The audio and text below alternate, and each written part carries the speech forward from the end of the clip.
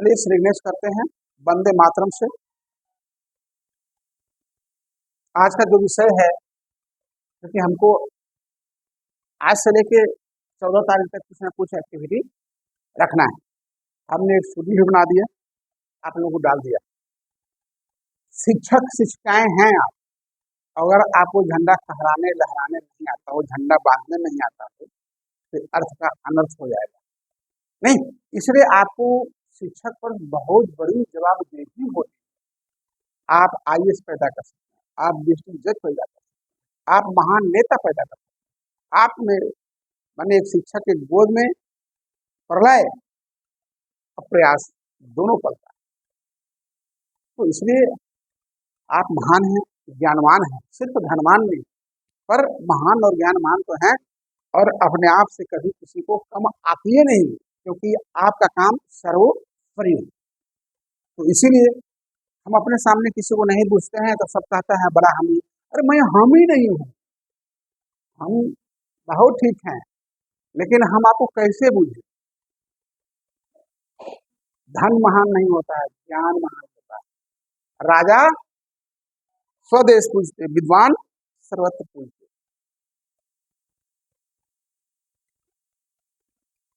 राखी याद कराइएगा, एक मुझे चीज याद पड़ा है, पता नहीं फिर याद में रहे नहीं, क्योंकि काम का झुकता है ना, तो याद कराइएगा। ऑफिस बैठे हम बताएंगे, हाँ, तो निकालना है, ठीक। तो चलिए वंदे मातरम टॉपिक पर हम आते हैं। व्हाट इज, अब बताइए सर, हम पढ़ रहे हैं डिप्लोमा स्पेशल, पढ़ा रहे हैं वंदे मातरम, ये तो बच्चा लोग पढ़ने का गुरु जी सिखाते हैं। कुछ अपनी बात हम बताते हैं। हम जब स्टूडेंट लाइफ में थे तो हम लोग को स्कूल में, प्राइमरी स्कूल में नहीं पर मिडिल स्कूल होता था। मिडिल स्कूल में हम लोग जाते थे तो सबसे पहले एगो नहीं दूगो गुरु जी, 1400 स्टूडेंट थे हम लोग, तो दूगो गुरु जी डंडा लेके हम लोग पीछे लग जाते थे। और पहले फील्ड, बहुत बड़ा फील्ड था, पहले फील्ड का सफाई करो। और वो दोनों गुरु जी, खूबी था दोनों गुरु जी में कि आज तक किसी बच्चे को दोनों गुरु जी मारे नहीं। हाँ, डंडा रखते थे हाथ में, किसी को मारते, हाँ, फेंक देते थे। ऐसा फेंकते भी ऐसा थे कि किसी बच्चा को लगे नहीं। कितने महान गुरु जी थे, खाली उनका काम था डर पैदा करना, और खूब हल्ला करते थे, खूब दौड़ते थे, और भाग रही मार देगा। हाँ? तो पहले हम लोग फील्ड को सफाई करते थे। फील्ड सफाई होगा, मैंने कागज टुकड़ा छिट जाता है ना, तो सब मिलकर सफाई करते थे मिडिल स्कूल में।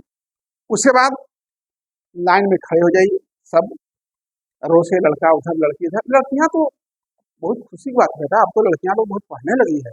जिस टाइम में हम मिडिल स्कूल पढ़ते थे तो 1400 विद्यार्थी, 1600 विद्यार्थी में लगता है 15-20 लड़कियां थी। और जो लड़कियां पढ़ती थी बड़ी गौर से देखते, कौन घर के है भाई, ऐसा नहीं बहुत सुंदरता से देखते, बड़ी सुंदर है, सो नहीं इस घर का है, किसकी बेटी है जो पढ़ाने के लिए भेजा है, मैंने एक मन में लगता था। अब तो जब हम गांव जाते हैं सुबह सुबह ना अपना स्कॉर्पियो से, तो देखते हैं क्या, बाप रे बाप, सब लड़कियां लाइन से 50-50 वो साइकिल, सरकार साइकिल दी है, नीतीश कुमार जिंदाबाद, और साइकिल दी है सरकार, सब लड़कियां। तो बहुत बदलाव आया है, अब वो बात नहीं है। इसके बाद हम लोग को प्रेयर होता था। पहले क्या प्रेयर होता था? माँ शारदे कहाँ तू बिना बजा रही हो, किस मन गाना से तू जब फूल मन, ये प्रेयर होता। उसके बाद जन गण मन, उसके बाद वंदे मातरम।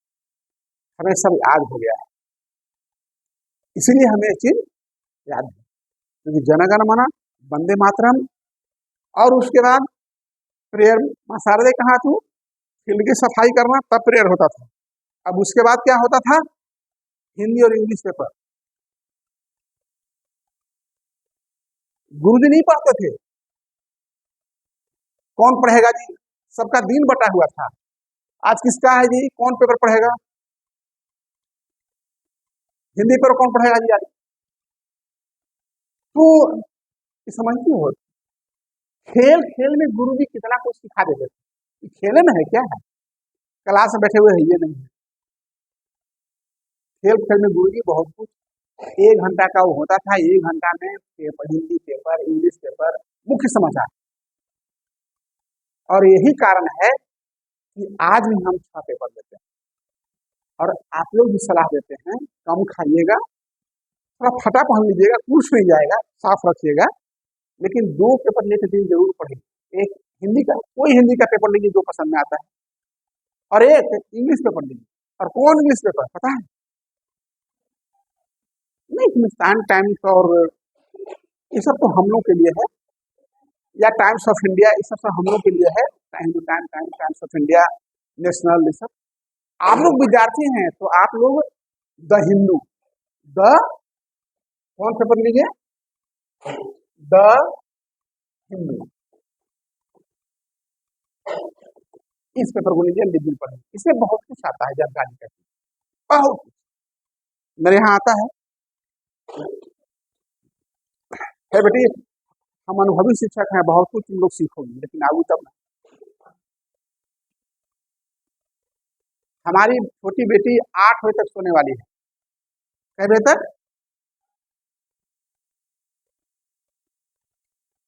एक दिन उसको पूछे कि बेटी जीवन में क्या कर पाओगे, जो आदमी 8 बजे तक सोएगा वो क्या कर पाएगा? उसका तो विवेक 50% लेस हो जाएगा। जवाब था, पापा बाप के घर में नहीं सोएंगे तो जहाँ जाएंगे वहां मारेगा नहीं, वहां तो 5 बजे उठाएगा। हमके हाथ जोड़ते हैं बेटी, आराम से सो। हमें बहुत खुशी होगी कि बाप के घर में बेटी आराम कर रही है। फिर जहां जाओगे हम तो साथ में जाएंगे नहीं, क्या होगा नारे जाने। लेकिन आज वही बेटी 8 बजे निकल जाती है नहाती, नहीं मिलेगी। देखो प्रियंका दीदी मिल रही है तुम लोगों से, नहीं मिलेगी। जो बेटी 8 बजे तक सोने वाली थी वही बेटी 8 बजे पढ़ने के लिए निकल जाती।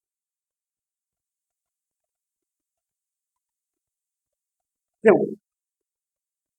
हमने देखा है बेटी, हम तुमको आईएएस के रूप में देखना चाहते हैं, क्योंकि तुम में वो झलकता है, तुम्हारा पढ़ाई, तुम्हारा काम में आईएएस का झलक आता है। लेकिन तुम कर नहीं पा रही हो, कहीं ना कहीं तुम्हें कोई कमी है। वो मोटिवेट हो गई और एडमिशन लेके चमक गया, सरल गया। अब 1 महीना से हमको आश्चर्य लगता है, सुबह पूजा करके 7 बजे पीछे के पापा स्नान कर रहे हैं। हम बेटी कहाँ हो, कहाँ स्नान कर रहे हैं? ये तो 8 बजे तक सोने वाली थी, अभी 7 बजे स्नान कर रहे, 8 बजे स्कूल खुल गया। चलिए एक किताब पढ़िए, सोया शेर को जगाओ। किसको जगाओ? यहाँ सोया शेर है, इसको जगाओ। और जब ये जग जाएगा ना तो तुमको ना खाना भाएगा, ना कपड़ा भाएगा, ना बाप भाएगा, ना बाप, कोई नहीं भाएगा। सिर्फ और सिर्फ एक चीज, सोया शेर, जो तुमको मन में आया वही भाएगा। तब तो लोग कहते हैं कि ज्यादा पढ़ा लिखा आदमी एक्साइटेड हो जाता है, माने एक तरफा जाता है, दूसरा तरफ। तो देखो ये सारी चीजें हैं, अपने आप को जागरूक करो, सब कुछ मिलेगा। हम तो सब कुछ अपने घर में देख रहे हैं, जो चीजें आप लोगों से शेयर भी हम कर लेते हैं। अब मैंने यह कहा कि बेटी कोई जरूरी नहीं तुम आईएएस कोचिंग कर, तुम आईएएस, कोई जरूरी नहीं। सीओ बन जाओ, वीडियो बन जाओगी, बीएसडब्ल्यू बन जाओगी, कुछ भी, क्लर्कों की रानी बन जाओगी। लेकिन पढ़ा लिखा क्लर्क रानी होना अपने आप में एक काबिलियत तारीफ है। और नहीं कुछ बनेगी तो अपन आने वाला पीढ़ी भी तो पढ़ा लोगी ना। नहीं कुछ करिएगा, आप आने वाली पीढ़ी को पढ़ा पाइएगा अच्छी ढंग से, उसको तो ट्यूशन कोचिंग की जरूरत नहीं पड़ेगा, क्योंकि आप खुद ज्ञानमान है। जैसे मैं अपने पोता को पढ़ा ले, तो देखो ज्ञान अपरिमित है।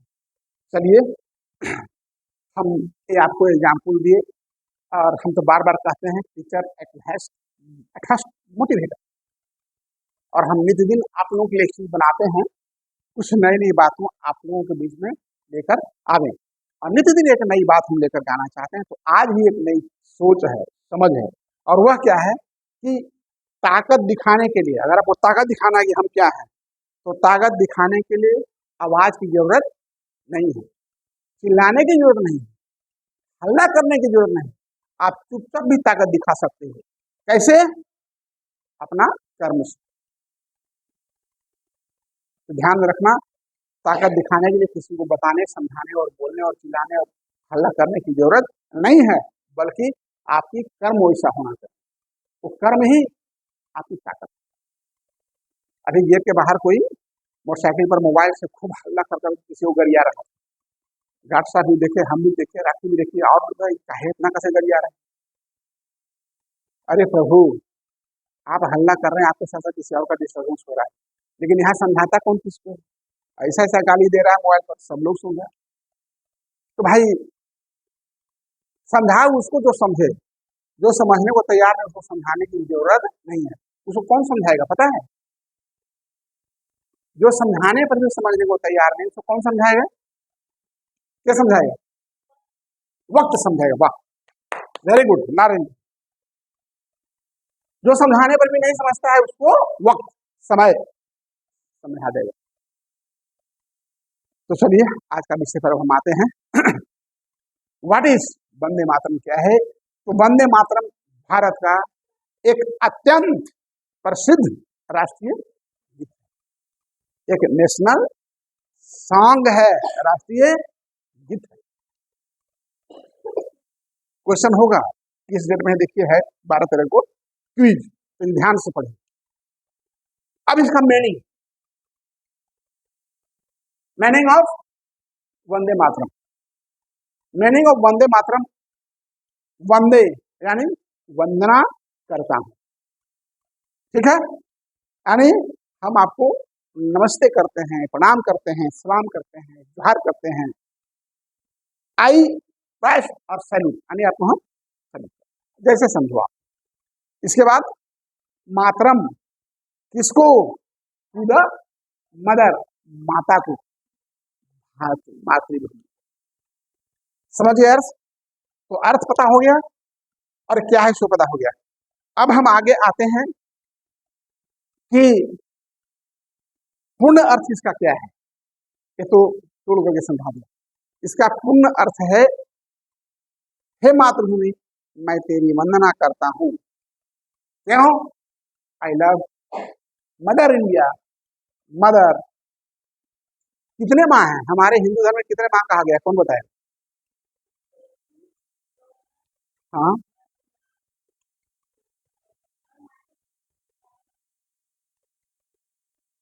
हमारे धर्म शास्त्र में गौ माता, पृथ्वी माता, अपनी माता, सास माता, गंगा माता और पृथ्वी माता, ये माता शास्त्र में बताया गया है, ये हमारी माता है। हमें अपने ससुराल में कुछ समस्या हुआ था, तो हमको किसी ने बताया नहीं, बाद में हमें पता चला। 15 दिन बाद मैं गया, तो हमारा ससुराल के गोतिया का मामला था, लेकिन हमारी सास हमारे सामने रो रही थी, क्या करें बाबू, ऐसा ऐसा हो गया, ऐसे हो गया। तो हमको बताया नहीं, इतना दिन बीत गया। तो हमने मन ही मन ही कहा, हे माँ जगत जननी, हमने अपनी माँ की सेवा नहीं कर पाई, माँ तो बहुत पहले चली गई, जब हम आईएम पढ़ते थे।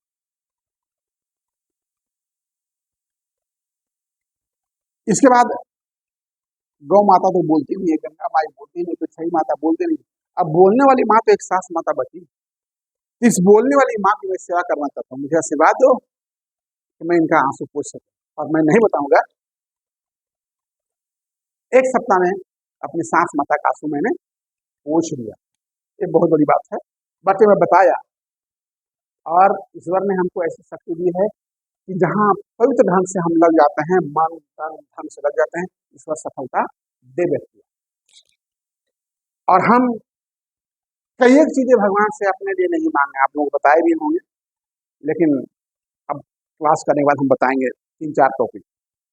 कभी किसी और के लिए मांग के देखिए आप, अपने लिए तो सब मरता है, सब मांगता है, किसी और के लिए निस्वार्थ कोई भी हो, जो तप रहा हो, रो रहा हो, उसके लिए मांग के देखिए, आपको मिल जाएगा, उसको ही मिल जाएगा। तो चलिए, अब है composition. Composition means, composition means रचना, है ना? किसने कंपोजिट किया? राइट। तो यह बंकिम चंद्र चट्टोपाध्याय द्वारा यह रचित है। इसके बाद भाषा, कौन सा भाषा है? तो यह संस्कृत, राइट। और रचना वर्ष क्या है? तो रचना वर्ष 1870 है। हाँ ठीक है, वो भी बोल सकते हो। रचना वर्ष, सॉरी, रचना वर्ष जो है 1870 है। आप जो बोल रहे हो वो भी सही है, क्योंकि एक दिन में तो रचना हुआ नहीं ना। इसके बाद आपका यह गीत किस उपन्यास में दिया गया है, सम्मिलित किया गया है, इस उपन्यास में में हम देंगे, ध्यान रखिएगा। यह उपन्यास जो है आपका आनंद मठ नाम का, हाँ, उसमें इस उपन्यास को सम्मिलित कर दिया गया है। किसको भाई? वंदे मातरम। अब इंपॉर्टेंस, महत्व क्या है? आप शिक्षक हैं साहब, आपको तो पूरी नॉलेज हर क्षेत्र का, कम से कम 25%, चाहे फिजिक्स हो, केमिस्ट्री हो, मैथ हो, बायोलॉजी हो, हर क्षेत्र का कुछ ना कुछ नॉलेज आपको होना चाहिए। आपका तो जीवन व्यस्तम होना चाहिए। क्या चीज इन स्टडी, तो आप रखिएगा फिल्म देखने में, तो कैसे होगा? इंपॉर्टेंस क्या है? इंपॉर्टेंस है कि भारतीय स्वतंत्रता संग्राम के समय यह गीत देशभक्त को जो है प्रेरणा देने के लिए गाया जाता था। प्रेरणा, वंदे मातरम सुजलम, उसकी धुन थी, वंदे मातरम सुजलम सुफलम मलयज शीतलम सस्य श्यामलम। तो ये जो है ना, प्रथम पंक्ति जो है, हम एक दिन हम डेट रखे हैं, जो अपना डिजिटल बुक से ऑडियो के साथ गाएंगे, देखिए कितना आनंद आता है लय के साथ। आप लोगों को गाना नहीं, सिर्फ सुनना है, और जिनको नहीं आता है तो आज ही घर में जाकर याद कर लीजिएगा। हो सकता है वही कुछ दे दें कि आप यही बताइए, तो दैट इसको आप आज ही याद कर लीजिएगा। अब जो है वंदे मातरम के लोग नारा लगाते थे, कब? जब हमारा स्वतंत्रता संग्राम आया था, इसलिए कि एकता की भावना को जागृत करने के लिए वंदे मातरम, माने एकता की भावना, वंदे मातरम, हम लोग एक साथ हैं। 26 जनवरी 1950 को भारत सरकार ने इस गीत को नेशनल सॉन्ग का दर्जा दिया। कब दिया? 26 जनवरी 1950। 26 जनवरी 1950 में राष्ट्रीय गीत का दर्जा दिया गया। हम बता रहे हैं, लिखिए, जो नहीं लिख पाते हैं वीडियो आपके साथ है, तो फिर आप उसको देखिए, लेकिन इसको तैयार कर लीजिएगा। इसके बाद भारत का राष्ट्रीय गान क्या है? Very good. और राष्ट्रीय गीत क्या है? आपको बताने की आवश्यकता नहीं।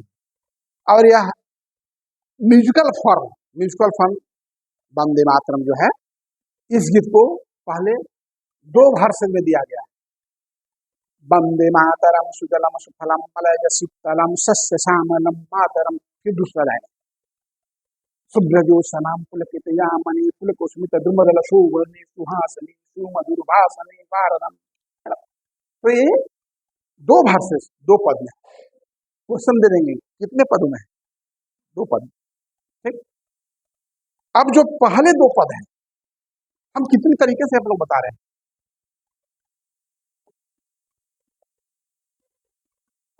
Meaning of the first 2 versus, जो पहला 2 वर्ष हम अभी 2 वर्ष पढ़ के बताए हैं, वह है वंदे मातरम सुजलम सुफलम मलयज शीतलम सस्य श्यामलम मातरम। ये 2 वर्सेस हैं। पहला वर्सेस है, दूसरा फिर अलग है। तो ये 2 वर्सेस जो है, इसका भावार्थ क्या है? इसका भावार्थ है सुजलाम।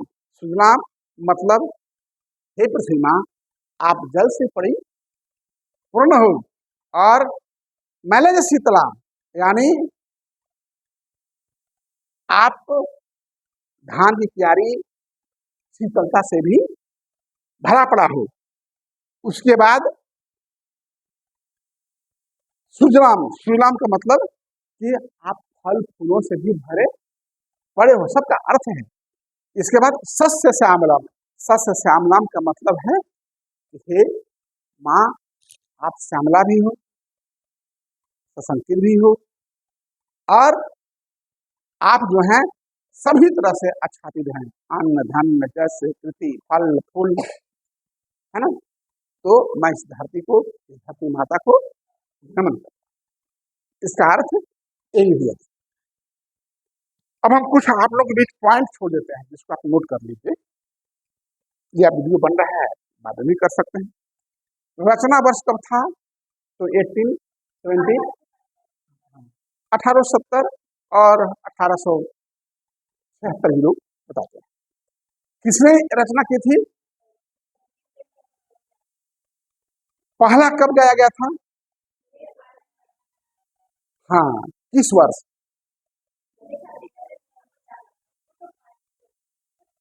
1882। याद रखो, पहला कब गाया गया है? 82 में। और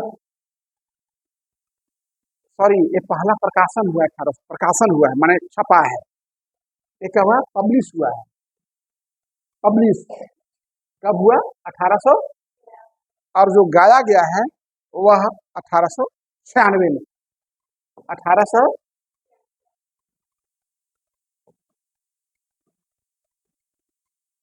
पहला गाया गया, पब्लिश हुआ, गाया गया 96 में। राष्ट्रीय गीत के रूप में अपनाया गया है। कब कब अपनाया गया? वेरी गुड, याद रखना। राष्ट्रीय गीत के रूप में 26 जनवरी 1950 से इसको अपना लिया गया कि हमारा राष्ट्रीय गीत है, रहेगा। और इसकी धुन किसने बनाई? किसी को मालूम नहीं। बढ़िया बढ़िया लोगों को मालूम। ये जो धुन है, वंदे मातरम सुजलाम सुफलाम मलयज शीतलाम शस्य श्यामलाम मातर, है ना? ये धुन किसने बनाया? रविन्द्रनाथ टैगोर ने गाया भी था, पर उन्होंने यदुनाथ भट्टाचार्य, यदुनाथ यदुनाथ भट्टाचार्य, यदुनाथ भट्टाचार्य, ठीक है, यदुनाथ भट्टाचार्य। तो चलिए, वंदे मातरम हमारा, ये वंदे मातरम का जो वीडियो है, जो लेक्चर है आज का, समाप्त होता है। अब हम आते हैं अपने विषय पर, क्योंकि हम जो अपने मूल विषय वस्तु से भटके नहीं, हमारा कोर्स भी पूर्ण होना समय से जरूरी है। तो चलिए आते हैं कोर्स पर। हम इस पर एक प्रेजेंटेशन भी बना हुआ है। 1 मिनट, मैं एक प्रेजेंटेशन भी दे रहा हूँ ताकि आप क्लियर हो जाए।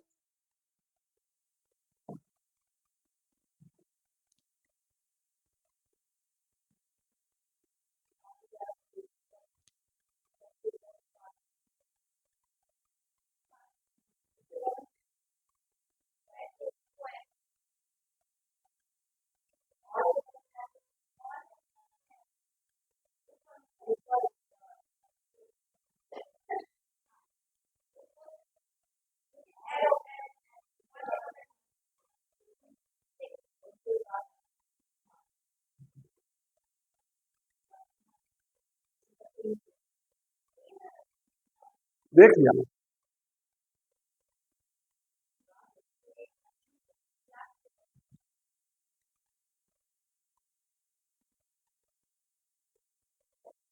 लेक्चर देना, प्रेजेंटेशन देना, पॉइंट देना, आपको 50% अगर दिमाग में बैठ नहीं जाए तो फिर पढ़ने से क्या फायदा। चलिए, भारत ऐतिहासिक राष्ट्रीय गीत क्या है? ये क्या है? वंदे मातरम भाई, भारत का, राइट। देखिए, अर्थ और महत्व। मैं वंदना करता हूँ, नमस्कार करता हूँ। मातरम किसको? माता को। हे माधुरी, मैं तेरी वंदना करता हूँ। I bow to the mother, I love the mother. रचना का इतिहास, रचयिता और रचना वर्ष बंकिम चंद्र चटर्जी के रचयिता थे, और 1870 दशक में यह हुआ रचना। भाषा संस्कृत बंगला था, और इसके बाद ये 1882 में आनंद मठ में जो उसमें ले लिया गया है, प्रकाशित किया गया है। इसके बाद स्वतंत्रता संग्राम में भूमिका, प्रेरणा स्रोत, भारतीय स्वतंत्रता संग्राम के समय देशभक्तों का यह प्रेरणा स्रोत था। इसके बाद एकता की भावना, वंदे मातरम के नारे से लोगों में देशभक्ति और एकता जाती थी। वंदे मातरम सब लोग बोलता था। अब है राष्ट्रीय दर्जा कब मिला? 26 जनवरी 1950 को मान लिया गया। 24 में कहा गलत हो गया है, 24 जनवरी लिखा गया है, लिखा गया होगा और आपका, लेकिन नहीं तो 26 जनवरी 1950 को, हाँ 24 को अपना लिया गया, 26 को फिर इसको दोहराया गया। भारत ने राष्ट्रीय गीत के रूप में मान्यता दी इसको। राष्ट्रीय गान, राष्ट्रीय गीत,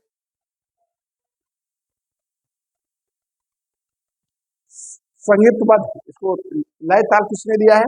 तो इस गीत को पहले 2 पदों में आधिकारिक रूप से गीत माना गया है। पहला पद है और फिर दूसरा पद है, पहला 2 है और दूसरा में 4 है।